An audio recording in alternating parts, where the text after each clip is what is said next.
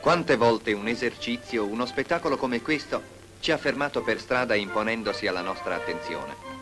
Ai margini della vita quotidiana, dove non esistono regole, si ripete spesso il miracolo del funambolista impegnato nel suo spettacolare lavoro.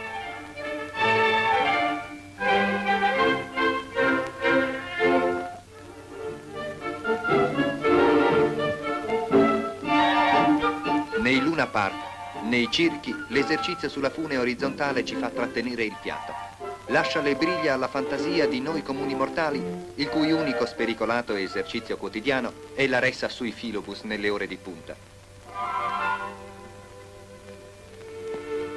Ma com'è che questa gente, questi equilibristi, riescono a compiere un esercizio impossibile a noi?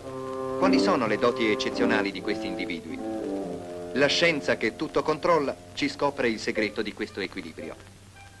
In ogni corpo esiste il centro di gravità e la perpendicolare che passa per esso deve cadere entro la base del corpo acciò che l'equilibrio possa essere mantenuto.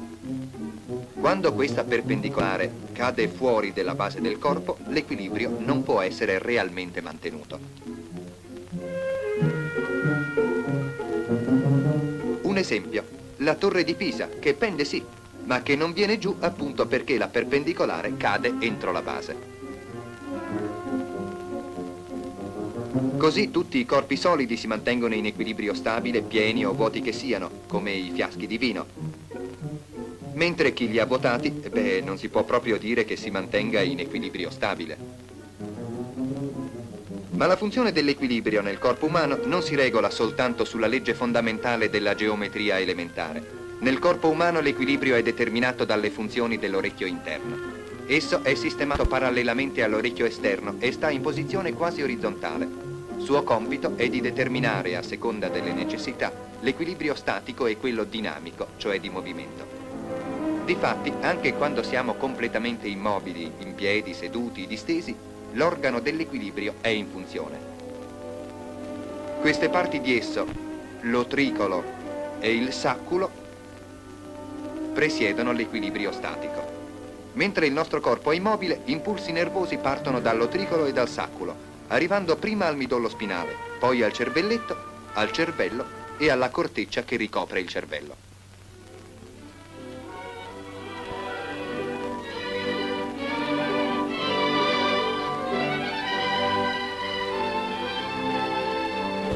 Ma la grande funzione dell'orecchio interno, cioè dell'equilibrio, si esplica quando il nostro corpo è in movimento.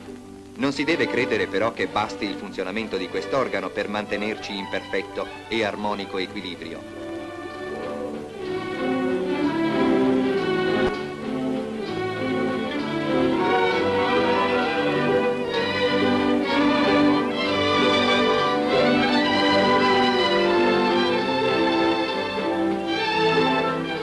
L'età non è sufficiente, poiché anche i bambini possono dimostrare di possedere equilibrio a sufficienza pur compiendo movimenti difficili. Sono necessari piuttosto l'esercizio e l'esperienza, accompagnati da un sano funzionamento dell'orecchio interno.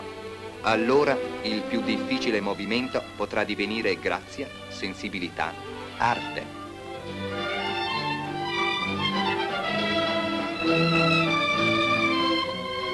Ogni nostro movimento provoca una serie di fenomeni. È necessario prima di tutto che un comando arrivi ai muscoli. Parte dalla corteccia, va al cervello, al cervelletto, al midollo spinale, fino al muscolo interessato.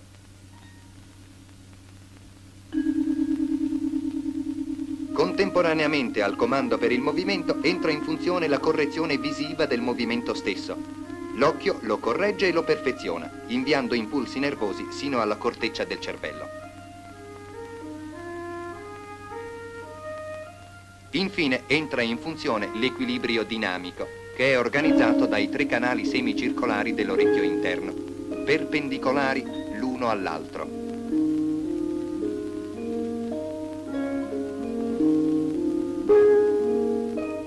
In questi canali è contenuto un liquido chiamato endolinfa, che durante il movimento subisce degli spostamenti ritmici e continui nella direzione opposta al movimento.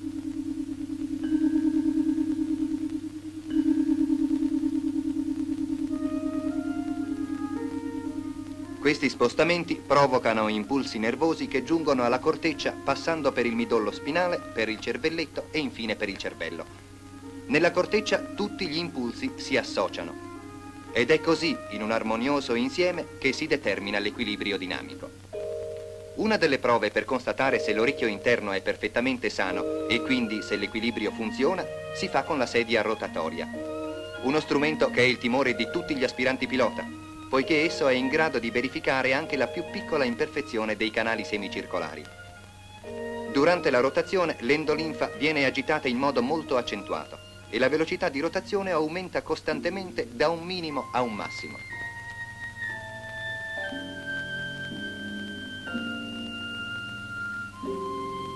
L'arresto improvviso con le braccia tese avanti, se determina questo spostamento del corpo, rivela la perfetta salute e questi scatti delle pupille, detti nistagmo oculare, ne sono la controprova. Anche con esperimenti più semplici si può controllare il funzionamento dell'equilibrio. Due braccia tese avanti ad occhi chiusi che non risultino parallele denunciano un'imperfezione, mentre un individuo sano deve riuscire a compiere esattamente il movimento. Oppure la mano portata al naso, che in un soggetto ammalato non trova la direzione giusta, mentre chi possiede un perfetto stato dell'equilibrio intuisce subito quale sia. Dai bimbi che muovono i primi passettini al movimento più complesso, nessun mistero, nessun talento particolare per possedere l'equilibrio. L'età, l'esercizio, l'esperienza e lo studio permetteranno a chiunque di compiere le cose più strane e più difficili, di possedere la grazia e l'arte e l'equilibrio perfetto del corpo.